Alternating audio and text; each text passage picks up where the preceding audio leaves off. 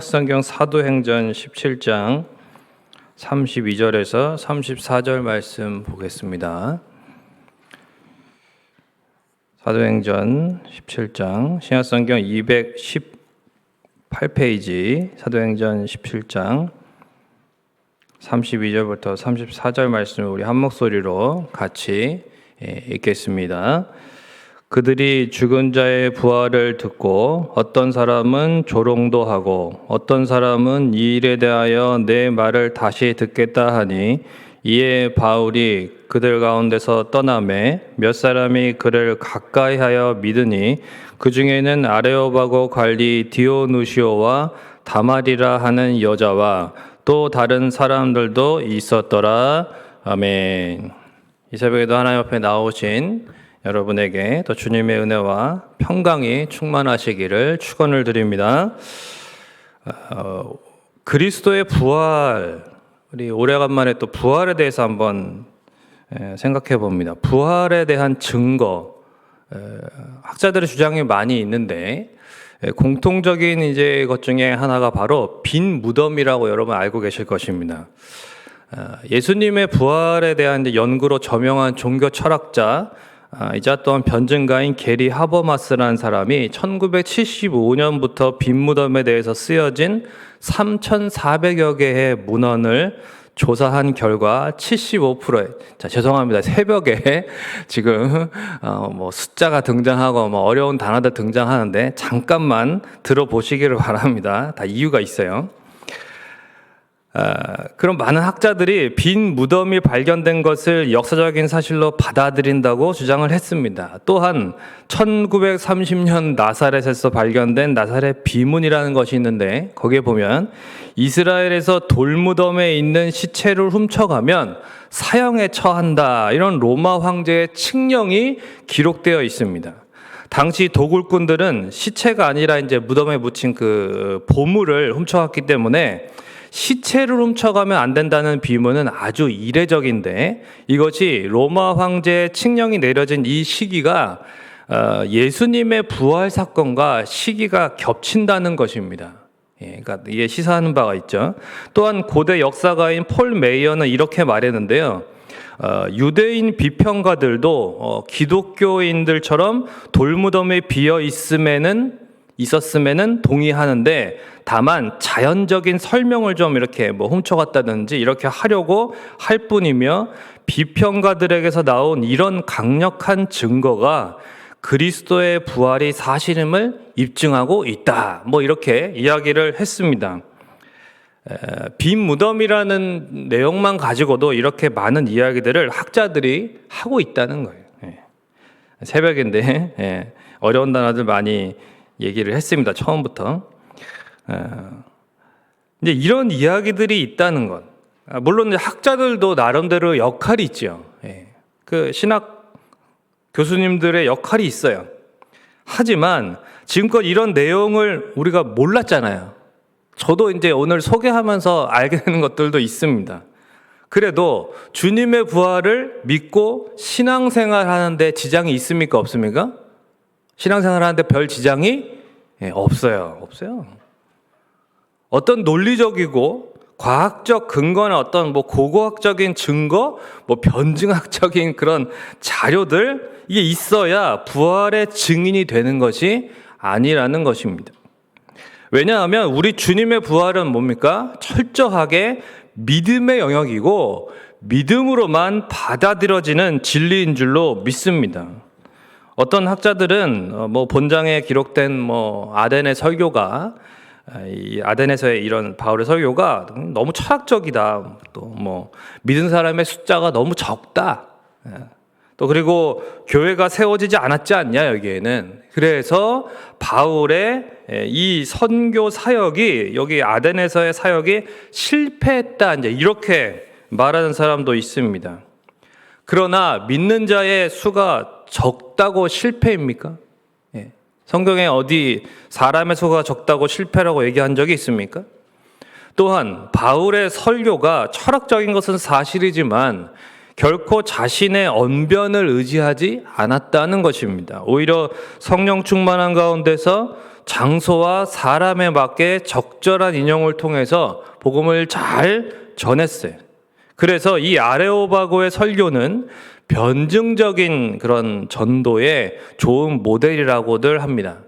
물론 모두에게 이러한 방식으로 복음을 전해야 하는 것은 아니고 바울도 그랬습니다. 그래서 이제 유대인에게 맞는 메시지가 있었고 이방인에게 맞는 메시지가 있었다는 거죠.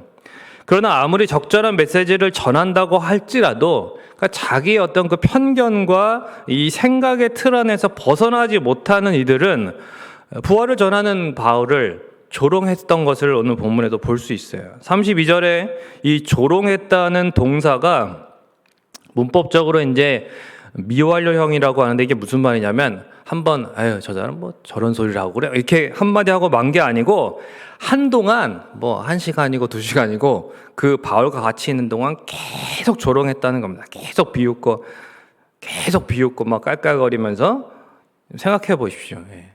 그 바울이 전하는 내내 비웃었다는 거예요. 계속 같이 있는 동안. 여러분 아덴 사람들이 이렇게 한 이유가 있는데 그것은 바로 이 사람들도 영혼불멸이라고 하는 사상이 있긴 있었습니다. 그런데 여러분 영지주의라는 이단에 대해서 옛날에 들어보신 적이 있을 텐데 영지주의라는 이단은 뭐냐면 육체는 악하다. 그러니까 육체는 악하니까 영만 선하고 영만 좋은 것이다. 이렇게 이제 이야기를 하는 사람들이에요. 그런 이제 이단이 있었거든요. 초대교회를 힘들게 했는데 그 이단적인 어떤 사고 방식이 여기에서 나온 거예요. 이 그리스, 이 헬라 철학에서 나온 것입니다. 이렇게 육체의 부활이라는 것 자체를 악한 육체가 부활해서 뭐하냐 이렇게 생각하는 사람들인데 그거를 바울이 얘기하니까 얼마나 조롱을 했겠습니까? 저 또 어리석은 한 말쟁이가 와서 우리를 또 홀린다 이렇게 미혹한다 이렇게 이제 생각했다 이 말이죠. 막 조롱 받았습니다 바울이. 그런데 그럼에도 불구하고 들었던 사람들이 있다는 거예요. 오늘 본문은. 바울에게 복음을 다시 더 깊이 듣기를 원했습니다. 그래서 이 이후에 이제 33절, 34절을 보니까 사도 바울이 이제 그들을 떠나서 숙소로 돌아갔는데 그 바울을 쫓아갔습니다. 쫓아가서 그래서 이제 또 더 이야기를 듣고 더 이제 말씀을 배우게 되는 거죠. 아레오바고의 이 설교가 결코 실패와 헛수고가 아니었다는 것입니다. 바울의 메시지가 그들이 듣기 좋게 철학적이고 사변적이어서가 아니라 아덴 사람들을 배려해서 최선을 다해서 이렇게 전하는 이런 바울의 설교를 성령님이 사용하셔가지고 몇 사람의 그런 어떤 심령을 움직이셨고 그래서 은혜로 이 몇 사람들이 바울 앞에 나오게 되었다는 거죠. 그 중에 아레오바고의 관리인 디오누시오라는 사람의 이름이 나오는데 당시에 이제 12명으로 구성되어 있는 이 아덴에서의 최고의 법정, 이 재판위원 중에 한 사람이었습니다. 그래서 바울이 1차 전도 여행 때 구브로 섬에서 그 총독이 복음을 믿었던 거 기억하시죠? 그래서 그 섬이 복음화되는 은혜가 있었는데 이 아덴에서도 주목받은 이 12명의 사람들 중에 한 디오누시오가 이제 믿게 됨으로써 이 후에 아덴에서도 교회가 생겨나게 되고 그리고 이제 그 역사가의 유세비우스에 의하면은 이 디오누시오가 최초의 이 아테네 교회의 감독이 되는 그러한 귀한 인물이 된다는 것이죠. 그러니까 그러한 인물이 세워지는 계기가 바로 이 사도 바울의 조롱받는 그 설교였다는 거예요. 조롱받는 그 설교. 말씀을 맺겠습니다.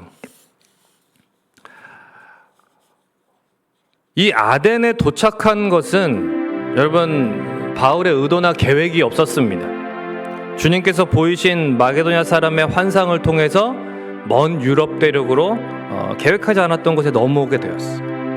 데살로니가와 베레아를 거쳐서 이곳에 아덴까지 도착하게 된 것입니다. 이 모든 발걸음을 철저하게 주님이 인도하신 거예요. 그리고 거기에 대해서 바울은 철저하게 순종했습니다. 내가 예상한 것과 달랐지만 주님이 인도하심에 대해서 순종했어요. 어떻게 디오누시오와 이 다마리를 포함한 사람들이 복음을 믿게 되었을까요? 주님께서 마음을 열어주신 것입니다. 바울의 숙소에서 더 깊이 바울과 교제하게 되고 말씀을 배우면서 그의 삶에 역사하신 부활의 주님을 듣게 되고 그 주님의 인도하심에 온전히 순종하면서 이 먼 곳까지 바울 선생님이 오셨구나. 그래서 이렇게 귀한 예수님의 부활을 전해주는 그의 인생 자체가 정말 부활의 증거가 되어서 그것이 감화가 되었기 때문에 그런 그가 전하는 복음을 듣고 믿게 되었던 것입니다. 하나님은 이 모든 것을 복합적으로 종합적으로 사용하셔서 사람을 변화시키십니다. 바로 이것입니다. 이 우상이 가득한 세상에 우리도 살아가는데 영혼을 구원하는 주님의 부활에 대한 그런 증거, 결정적인 증거는 서두에 언급한 학자들의 연구 자료들이 아니라 바로 바울과 같이 자신의 삶을 온전히 부활의 주님께 맡기고 그 인도하심에 철저히 순종하는 삶, 이것이 바로 그리스도의 부활의 결정적인 증거입니다. 이런 증거가 있어야만 영혼들이 우리를 통해서 구원받게 되는 역사가 일어나게 되는 것이죠. 다시 말해서 우리 주 예수 그리스도의 부활의 결정적인 증거는 뭐냐? 바로 그 부활하신 주님, 지금도 살아 역사하시는 주님을 늘 인식하고 느끼고 그래서 그 인도하심에 온전히 순종하는 삶을 살아가는 것, 그 자체. 부활하셨기에 지금도 살아계시는 주님 때문에 어떠한 역경도 주님 손 붙잡고 헤쳐나가는 이런 순종의 삶을 살아가는 우리의 삶, 이런 한 사람 한 사람이 바로 부활의 확실한 증거가 된다. 우리 그리스도인의 존재 자체가 주님 부활의 증거가 돼야 하는 것입니다. 주님의 부활을 나는 안전해도 되겠지가 아니라 여러분 우리의 삶으로 잘 증거하라고 주님이 우리를 구원하신 것입니다. 그렇게 하고 계십니까? 부활하시고 살아서 지금도 역사하시는 이 주님의 인도하심에 민감하시기를 부탁을 드립니다.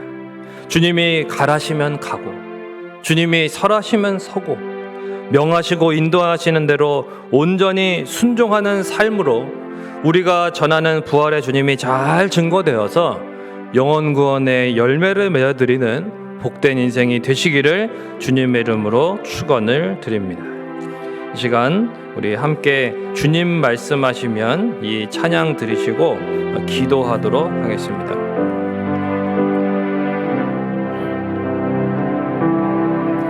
주님 말씀하시면 내가 나가리다. 주님 뜻이 아니면 내가 멈춰서리다. 나의 가고 서는 것 주님 뜻에 있으니 오 주님 나를 이끄소서. 주님 말씀하시면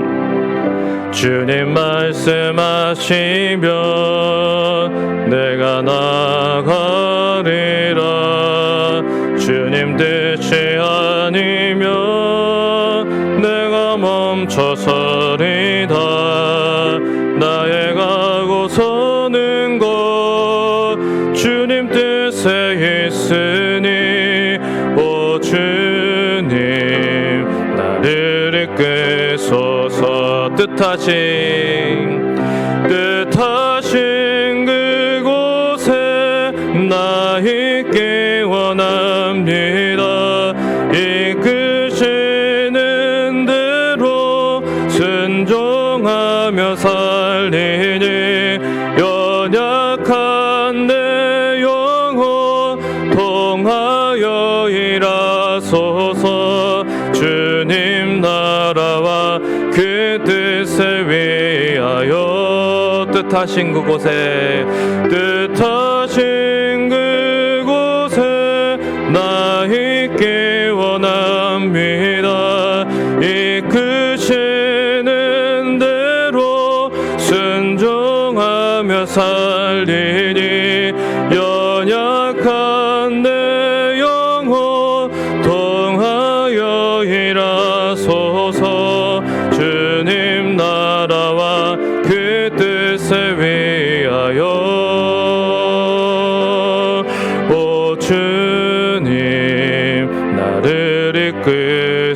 주옵소서. 우리 시간 같이 기도하겠습니다. 여러분, 그리스도 부활의 결정적인 증거는, 우리 주님 부활의 결정적인 증거는 학자들의 주장도 아니고 그 어떤 논리나 변증학적인 그런 자료가 아닙니다. 학적인 자료들이 아니에요. 그것은 바로 우리 각자가 바로 살아계신 주님을, 역사하시는 주님을 경험하면서 그분을 따라 살아가는 우리의 삶, 그래서 이끄시는 그 말씀 그대로 온전히 인도함을 받아서 순종하는 삶, 그 삶을 살아가는 한 사람 한 사람이 바로 부활의 결정적인 증거이고, 우리를 통해서 그래서 다른 영혼들이 주님의 부활을 믿게 되고, 살아계시구나, 주님 앞에 나올 수 있는 것입니다. 그러한 저 여러분의 복된 삶이 되기를 바라고, 또한 우리 성민의 권속들이 부활의 주님을 더욱 온전히 순종하는 삶을 이 코로나의 어려운 시기에도 잘 살아갈 수 있도록 기도해 주시기를 바라고, 또 부재정에 계신 목사님께서도 기도해 주시고 개인적인 기도 제목을 가지고 기도하시다가 돌아가시겠습니다. 기도하겠습니다. 좋으신 아버지 하나님, 하나님의 독생자 예수 그리스도를 통해서 우리에게 허락하신 하나님 귀한 그 십자가와 부활의 복음, 그 구원이 우리에게 있기에 우리가 지금 이 자리에 있습니다. 하나님 아버지, 저 학자들의 수많은 자료들이 아니라 하나님 또한 어떤 하나님 여러 가지 복잡한 그러한 내용들이 아니라 하나님 아버지 변증법적이고 또한 고고학적인 그러한 근거들이 아니라 하나님 부활의 결정적인 그 증거는 바로 그 부활의 주님을 믿고 그 살아계신 주님을 온전히 붙들고 의지하며 살아가는 우리 모두에게 하나님 아버지 허락하신 그 삶, 하나님의 그 인도하심을 따라서 이끄시는 대로 순종하는 그 삶입니다. 하나님 아버지, 그러한 삶을 우리에게 허락하여 주옵소서. 우리가 주님 성령의 충만함으로 말미암아 우리 하나님의 인도하심을, 그 주님의 인도하심을, 성령님의 인도하심을 민감하게 또한 받아 깨달을 수 있는 하나님 그러한 영혼들이 되게 하시고 심령들이 되게 하시고, 하나님 아버지, 우리가 그렇게 주님을 온전히 인도하심을 따라 순종할 때에 하나님 아버지, 그러한 우리의 삶을 통해서 하나님 그 부활의 능력이 나타나 그리스도의 그 죽으심과 부활의 복음이 살아 역사하는 하나님 영혼들의 심령을 돌이키고 주님 앞으로 인도하는 하나님 그 놀라운 열매들이 나타나게 하여 주시옵소서. 주님, 우리가 부족하지만 연약하지만 주님 이끄시는 대로 온전히 순종하는 삶을 살기를 원합니다. 그러한 삶을 통해 주님 영광 받으시고 부활이 온전히 증거되게 하여 주시옵소서. 주님, 우리를 통하여 영혼들이 주님 앞에 돌아오는 복된 역사가 일어나게 하여 우리를 사용하여 주시옵소서. 주님만을 바라봅니다. 하나님, 이 어려운 시기에 우리 모두가 하나님 살아 역사하시는 그 부활의 주님의 그 음성을 따라 살아가기를 원합니다.